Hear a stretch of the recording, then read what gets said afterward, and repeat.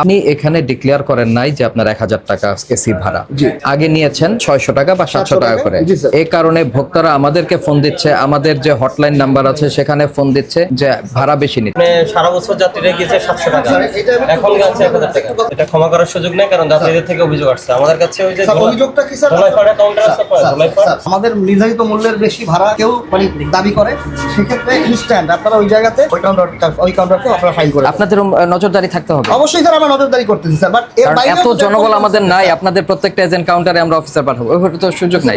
যখন আপনারা যাবেন, যদি ইন কেস অফ আপনাদের এজেন্ট কাউন্টার তো আপনাদেরই এজেন্ট, আপনারা ওটা এটা নিয়ন্ত্রণ আপনারা করবেন। আমরা নিয়ন্ত্রণ করব, তারপর এর বাইরে অনেকে যদি ঢুকতে বেশি করার চেষ্টা করে তাহলে আমরা এজেন্টশিপ বাতিল করব। হ্যাঁ, বাতিল হবে। পাশাপাশি আপনারা এই নিয়ন্ত্রণ আপনার কাছে আছে, আপনারা ব্যবস্থা করেন। আপনারা এখান থেকে নিয়ন্ত্রণ করলে কেউ বেশি আপনি যখন সরাসরি আমাকে 5000 টাকা জরিমানা করলাম। আমার নামটা স্যার আরেকটু কমাই দিতে পারছেন। তাহলে তো আপনি কি আপনি যাবেন প্যাসেঞ্জার? আচ্ছা, thank you sir, thank you sir, thank you sir, thank you sir, thank you.